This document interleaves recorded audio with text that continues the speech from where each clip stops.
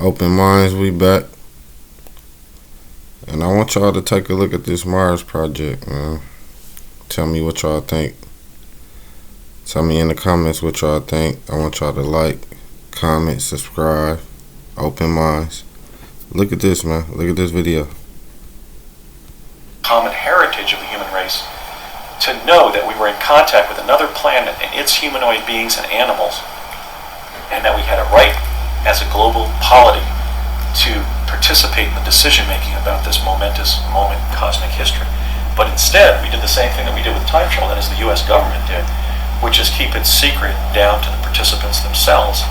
And I wasn't the first of the participants to step forward. In fact, Michael C. Ralph and Arthur Neumann, who was the Henry Deacon informant to Project Camelot, stepped forward, and then I stepped forward, and then William Brett Stilling stepped forward, Bernard Mendez, and then of course our friend Laura Magdalene Eisenhower then stepped forward and revealed that in 2006 and 7 she had been invited to join the Mars colony. Let me tell you, the descendants of U.S. presidents usually don't address political issues or matters of the day.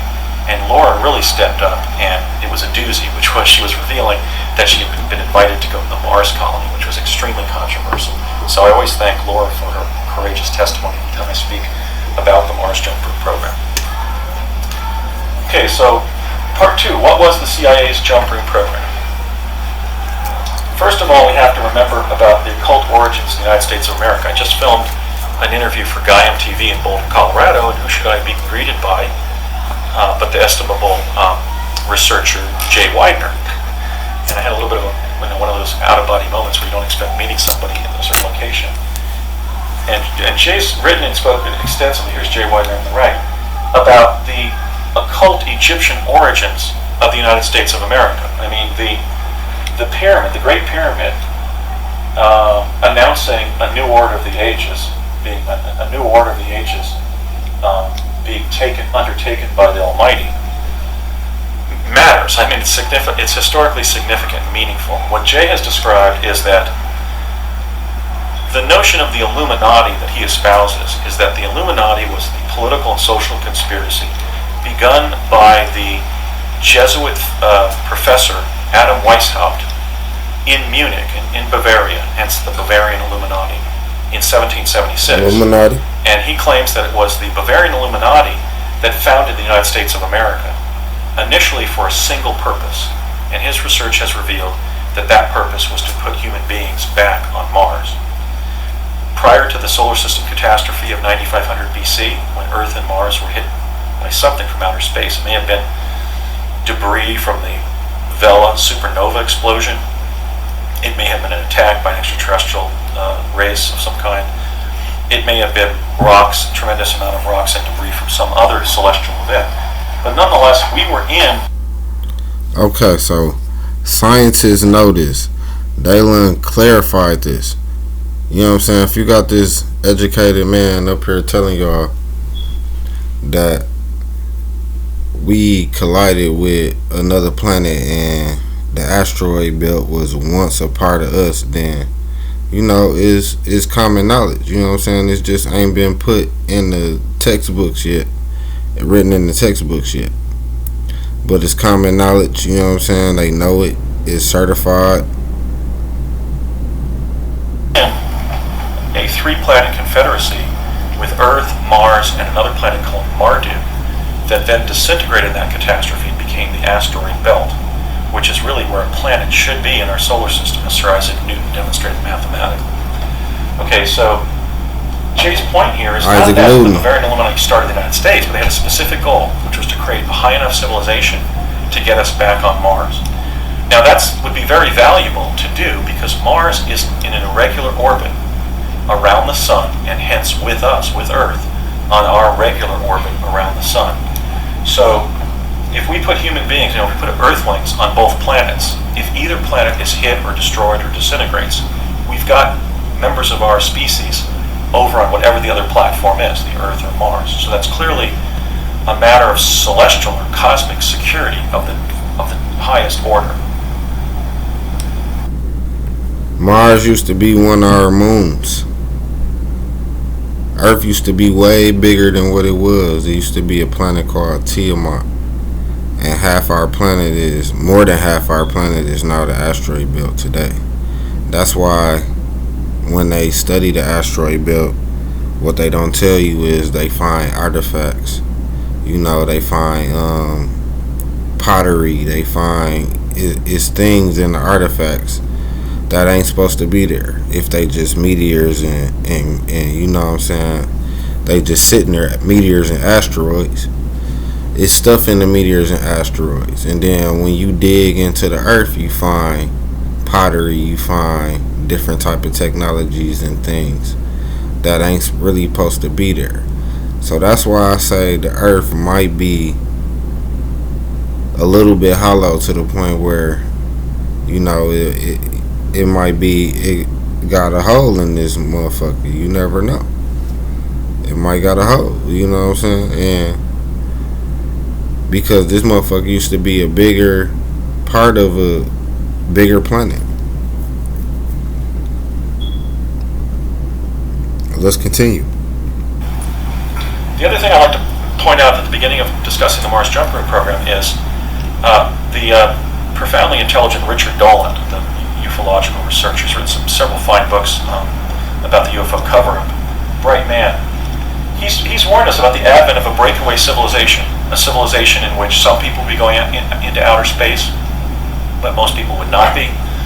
That they'd be functioning, the insiders would be functioning at a high level of technical development, but those developments would be kept back from the general population. They wouldn't even know about the advances. And that we would essentially evolve into a dysfunctional civilization led by sort of a priesthood of insiders. So picking up on Richie Dolan's point, I'm alleging that that's already happened.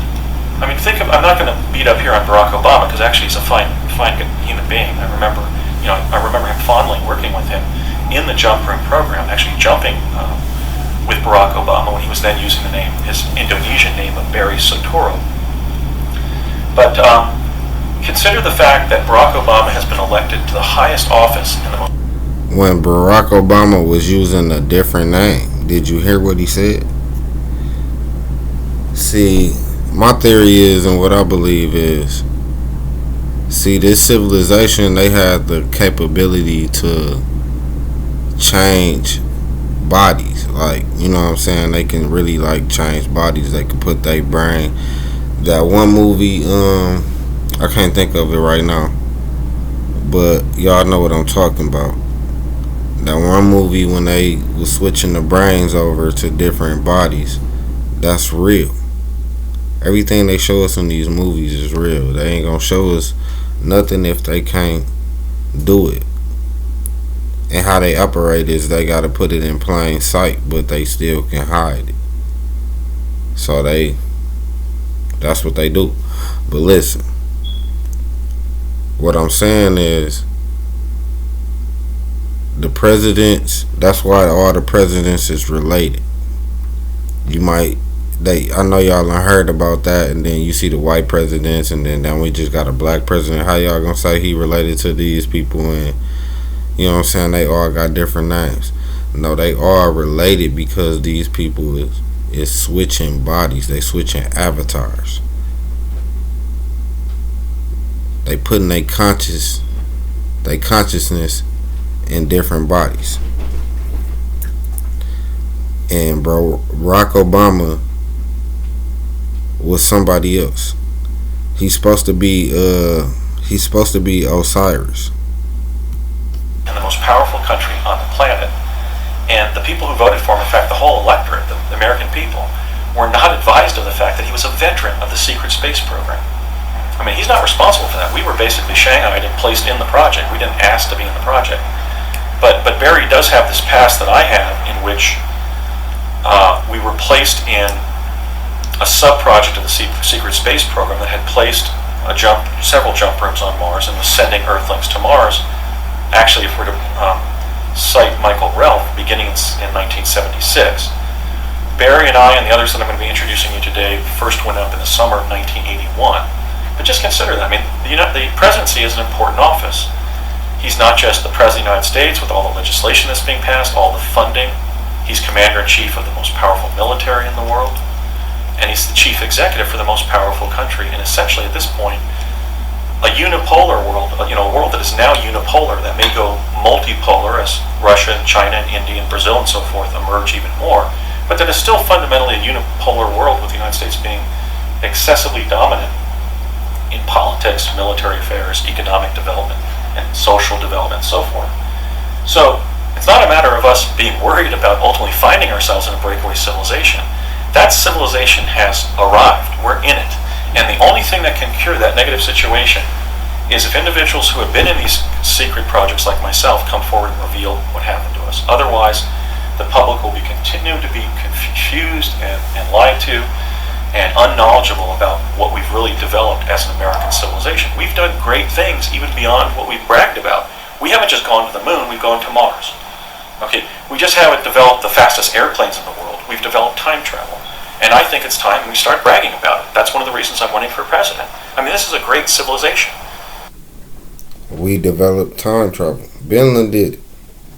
Ben Lin did time travel, teleportation, all of that. I mean, we fought a civil war to remain a country and to free 4 million African American. The Manhattan Project. I know y'all remember the Manhattan Project. That's when we teleported the ship from one place to another. That's when we was learning how to do it. We messed up. A lot of people ended up dead. A lot of bodies ended up stuck in the middle of the ship. And everybody was put on hush mode. The ship was teleported from Manhattan to somewhere else, or from somewhere else to Manhattan. That's why it was called that project. American slaves living in the South, enslaved, and there were 1.5 million casualties. I was talking about the Civil War with Hesper at dinner the other night. People don't realize that after the Civil War, the number one industry was prosthetic limbs in every town in America. That's how many people fought for the freedom of the African peoples in America. So we have things to brag about, and we don't brag about them. And one of the things we're not bragging about at all is what we've achieved in the area of high technology. We're keeping our most profound technical feats, our most advanced technical feats, secret, because secrecy confers the advantage of using or not using them, but never revealing that they exist.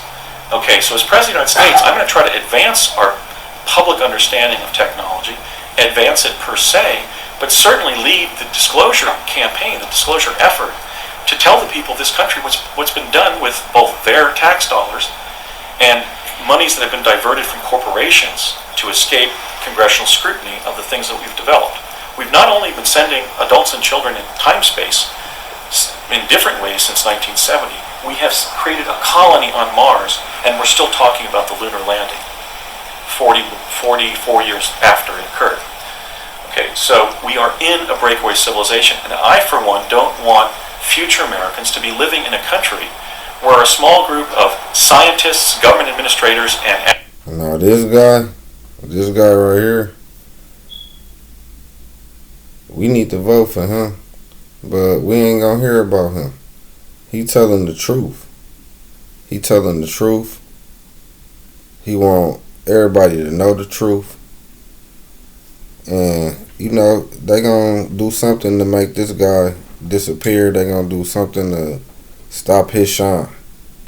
And astronauts and chrononauts know what we've achieved and what we're doing. I mean, the Mars program should have been something that was as highly touted as the lunar landing, but it was shoved under the rug. So I'm taking it out from under the rug, and I'm telling everybody, have I succeeded? Yeah. I've gotten 150 million listener units just from the 5 appearances on Coast to Coast AM with George Norrie. When I was interviewed by the talented Jaime Jose Mozan, the Mexican TV journalist, he's sort of the Mike Wallace of Mexico, that was seen by 10 million people. I discussed the Mars program extensively in that interview. That was seen by 10 million Mexicans and 40 million other Latin Americans right after one of the biggest soccer games in the whole soccer yearly calendar in the world. So the information is getting out, and I have not been assassinated. Okay, so clearly there's a big faction within the U.S. permanent secret government and intelligence community that shares my belief that this stuff should be publicized and not hidden. But we ain't gonna hear about him though. So I mentioned serving with Barry Obama in the Mars Jump Room program. He was in our training class at College of the Siskiyous in 1980 under Ed Dames, as is confirmed by myself, William Stillings, and Bernard Mendez. We roomed for a couple days at the dorms at College of the Siskiyous before we all moved over to the Finlandia Motel in Shasta City, in the city of Mount Shasta. We sometimes encountered each other at 999 North Sepulveda, which was where the West Coast Jump Room was.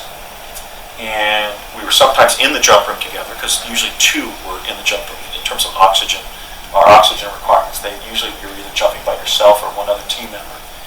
And we were both on the surface together and under Bernard Mendez on some exploratory jumps, just as I was sometimes put with Courtney Hunt being the team leader with William Stillings. They were putting sort of a seasoned, older jumper with two younger jumpers. And so I was actually sometimes teamed with Barry in exploratory missions on the surface of Mars.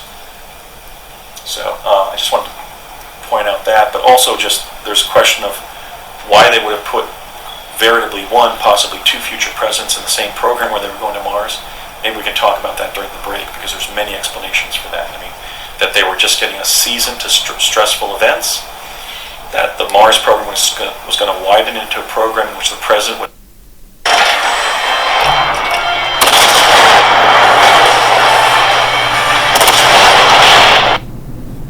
announce the arrivals of the Martian. Alright, this shit get deep, man.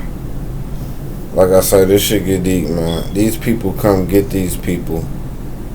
They already know who they is. They already know what they supposed to be. You feel me? They put them in positions and say, okay, you, Osiris, you supposed to, we gonna let you be the president. You know what I'm saying? They put them on secret missions before they even become presidents, or put them in office or whatever they supposed to be, to help them remember who they was. You feel me? And everything right under our noses, and we don't even know it. This man telling you that he basically telling you that he done jumped through stargates before and done been on Mars. You feel me? And done seen what's on the planet and stuff like that, because he possibly is an incarnation of something or somebody. In so many words, that's what he telling us. Martians that are like us. And this open minds, man. Subscribe, like, subscribe. I'm only bringing y'all the real shit. We gon' get down to the bottom and the truth. I'm sharing my knowledge and everything I know on this platform. And this is my first time watching this video. We watching this video basically together. I already knew that, you know what I'm saying, the points in the statement he was finna get across. Let's continue watching. To emigrate here to Earth, where conditions are so much more convivial to life, that the Mars program would become a big, matter of presidential concern. We don't know, but they at least involved one future president, and they spoke of me also as being a future president during the training class in summer of '80. So it looks like two future presidents were involved, and they were literally risking our lives to do it. So it was obviously a priority. Okay, I mentioned yesterday about Project Pegasus, which I was in from 1968 to 72, how it was under DARPA, 1968 to 72. That gave us Star Wars weaponry, and they've been doing time travel. They've been doing teleportation. And I think that, to the extent that we were conscripted into the Mars program, I think probably my involvement in Pegasus as a time traveler from age 7 to 11, or age 6 actually to 11, here I'm at age 5 in kindergarten, was clearly the basis for involving me in the program. I think I was basically viewed as a time-space veteran at that point, but I don't know. We were never told why we were admitted into the Mars program. Never told. I talked about yesterday how Project Pegasus involved us in remote viewing. But I'm telling you, where we were looking for John McCain among other targets, spinning. These people is reincarnations of other people. clockwise, 33 rotations per minute going on a body to sort of explore the matrix.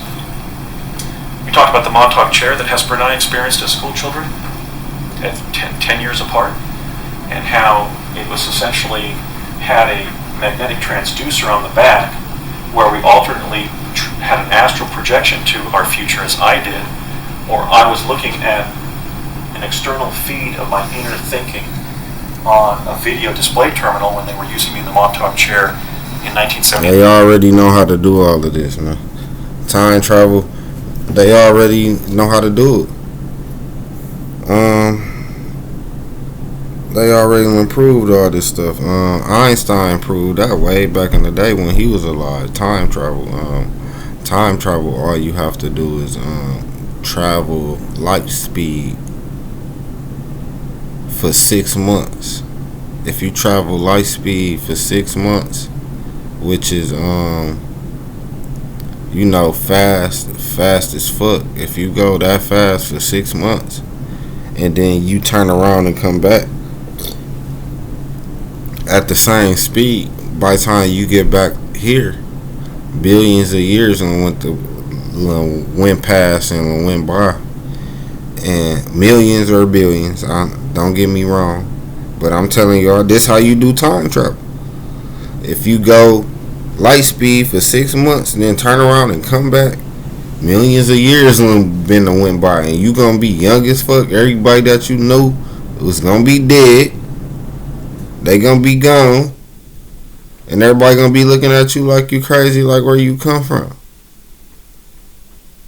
because you ain't even been that gone that long to you, and you ain't even changed nothing from what you went, and when you went that fast and came back. But all that time gonna be changed and went. So we already improved this shit. I ain't telling y'all nothing wrong. Open mind, subscribe. 79-80 when I was a freshman at UC San Diego before transferring to UCLA.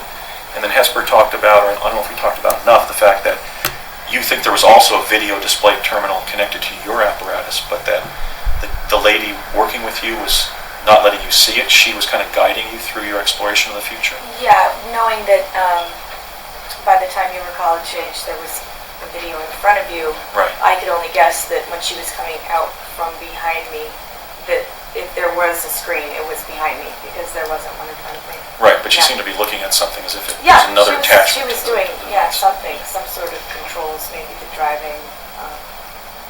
Right. Now the benefit of the advantage of the Montauk chair was that the time travelers stayed in the chair.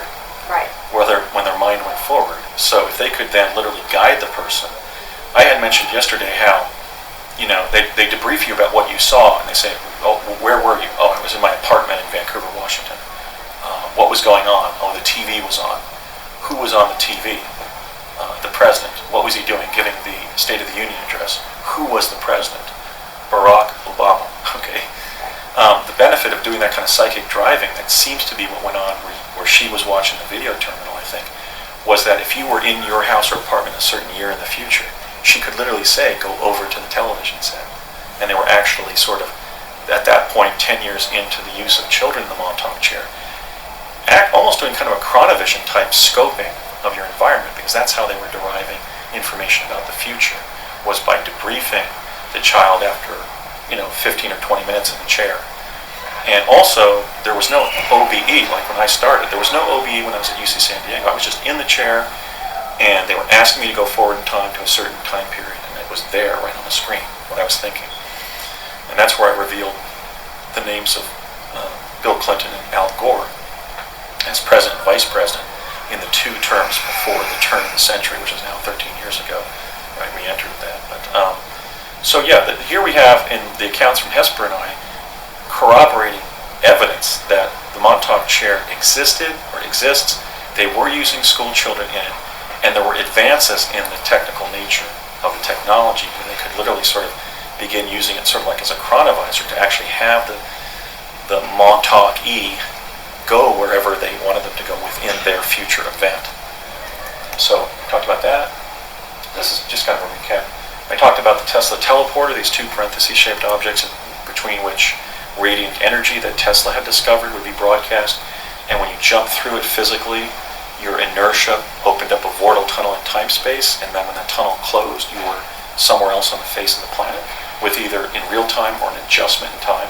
And that goes to my point about these vortal tunnels being used for time travel.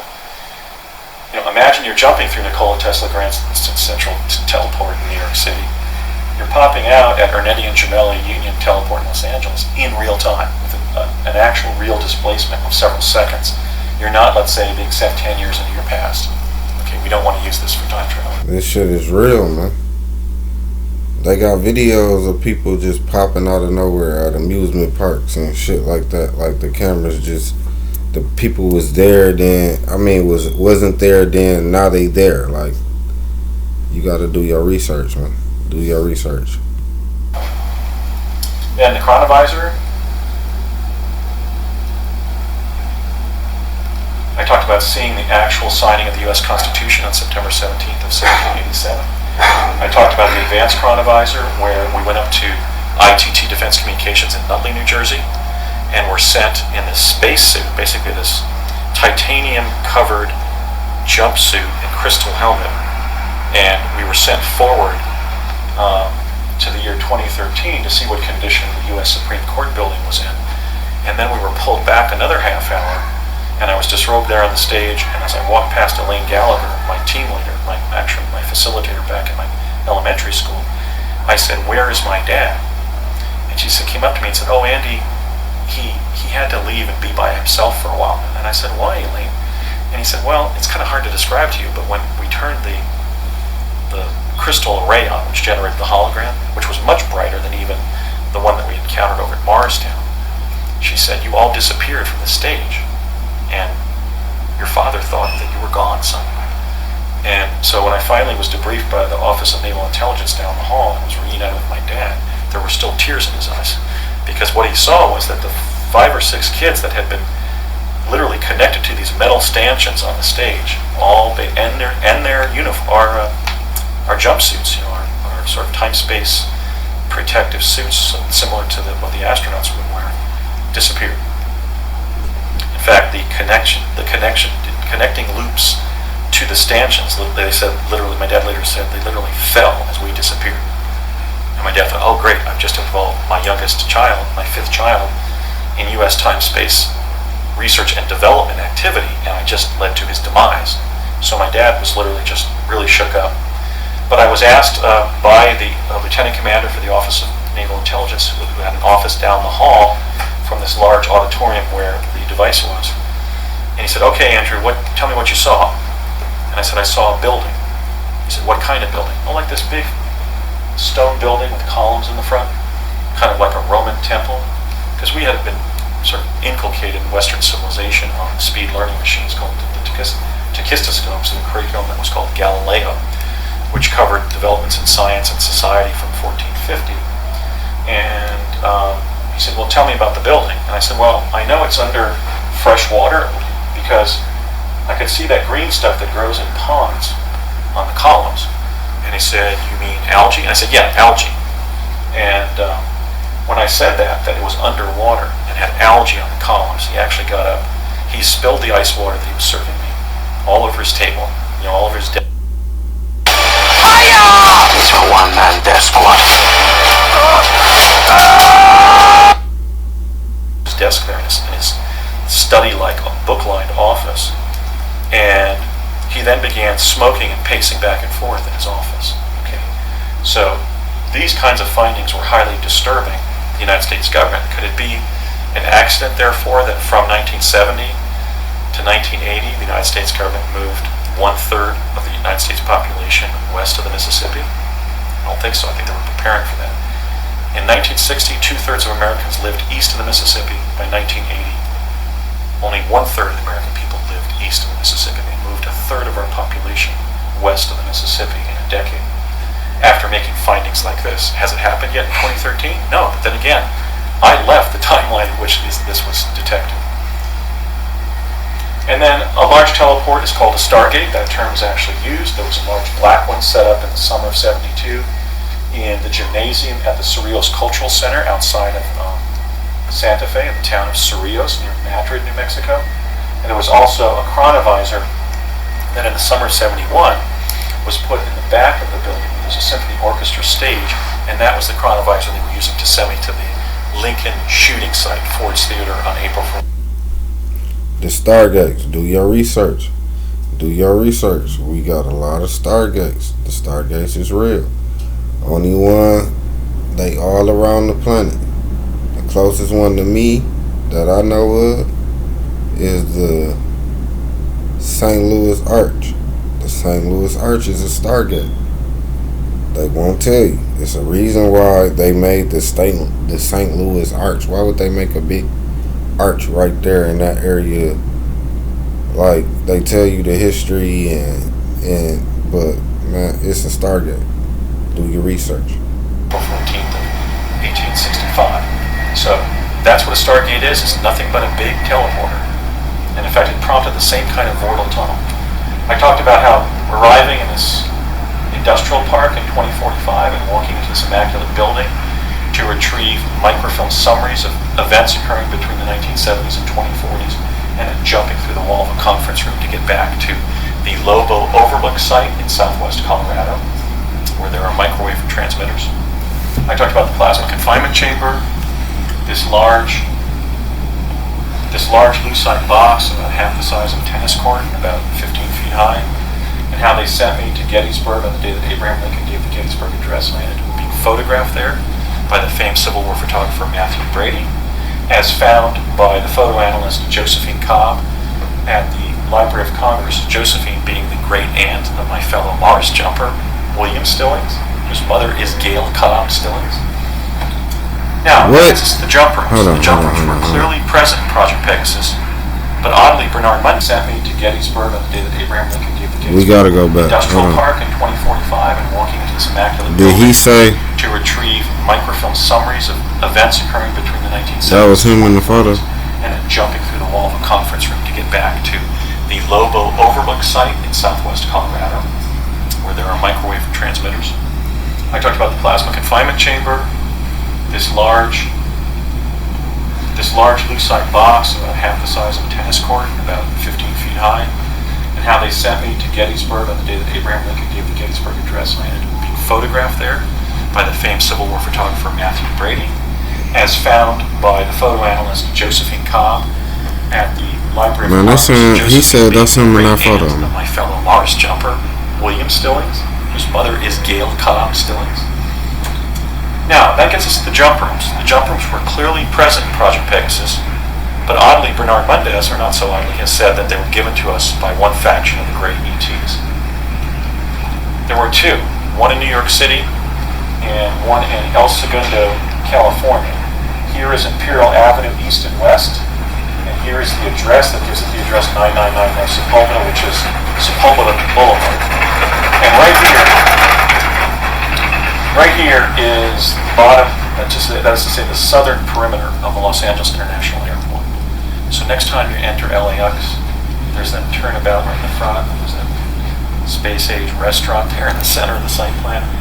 Look over to the southern periphery, go, hey, that's the building where they were jumping Andy and his fellow U.S. chrononauts to Mars. What was the jump room? It was the elevator of the building. The elevator had a dual use, and we would go up from the interior of the building where the elevator landing was, up to the 5th floor, go into the 5th floor, which was basically like, it just housed like a Fijian suite, like you have in a law firm, where you have a sort of a fancy counter and different offices. There was always one person working for CIA there who would have us write our name, sign it, give our ID number, which for me was my UCLA student ID number, had been entered in their system, 700-414-879. Please don't publish that. But so we would also give our date of birth. Then we would go up to the top floor, the 8th floor, and in the elevator we would feel the elevator moving sideways from the center of the building. And it was moving always in this direction.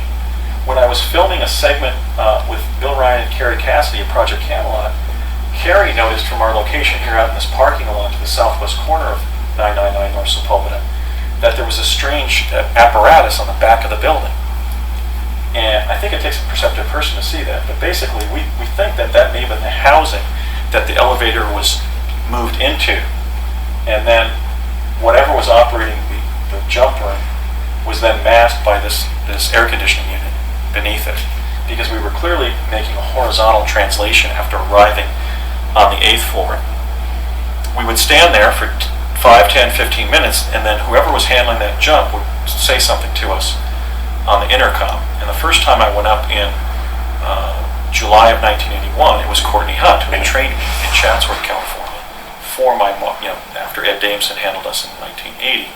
I was placed with Courtney Hunt because he was a senior CIA and an experienced Mars jumper. And he kept asking me whether I was ready. And I finally said, after the third time, he said over the intercom, "Are you ready, Andy? You're going to Mars. Are you cognizant of what's happening? Are you relaxed? Whatever." I finally said, "Come on, Courtney, light this candle." Citing Alan Shepard when he was on the tarmac there at Cape Canaveral, waiting to go up into space the first time as an American astronaut. So I finally was sent to Mars there after waiting. The rectangular or box-like elevator would then morph into a cylinder. So Courtney had described how I was going to have to sort of reach out with my left arm and stabilize myself so I wouldn't fall over. He said, just like going through a water main, you want to know that it's going to become cylindrical. So nothing would happen. We would see the lights blinking in light panels inside the jump room, inside the elevator. About 5 minutes later, we could see that the box-like elevator was then morphing into a cylinder, with the top translated forward into the end of the cylinder where we could see kind of a wormholing going on. And that would get most intense and would sometimes nauseate the jumpers at about 10 minutes into the maximum wormholing, with all the torsional effects, because not just the jump room, but we were being sort of twisted, we think, at the same time, although I could still always see my fellow jumpers. But it was really most difficult to withstand at about 10 minutes, and then the process would start reversing and sort of becoming less and less affecting of how we felt.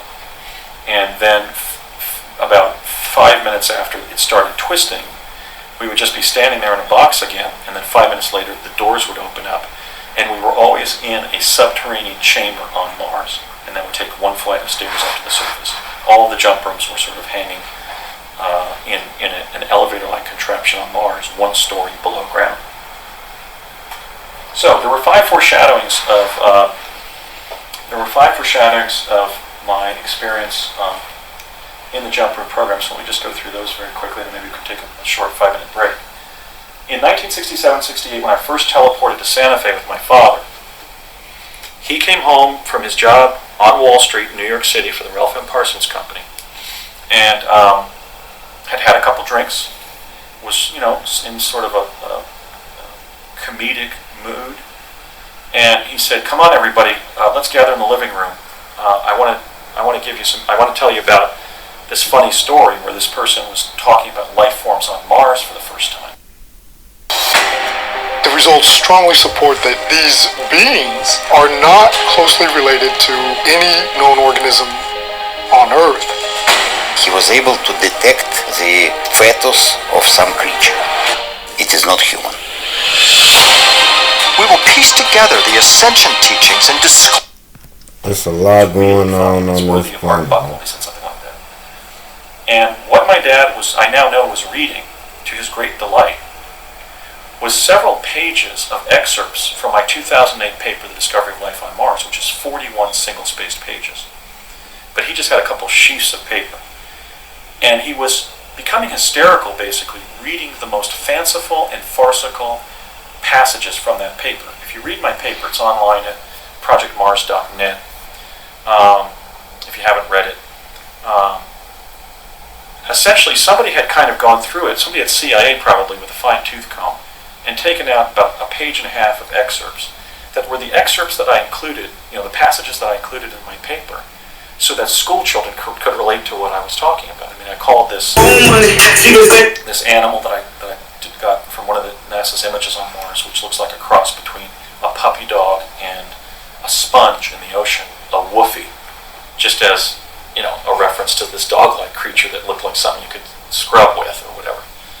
And so my dad was reading all of those passages, and only those passages, in an attempt, I think, by somebody at CIA to confuse my father about the significance of the paper. Okay, so I did something that I had never done before and have never done since, and it was my dad. I was raised old school, so really, my dad was a disciplinarian, and I was certainly being an obedient child growing up.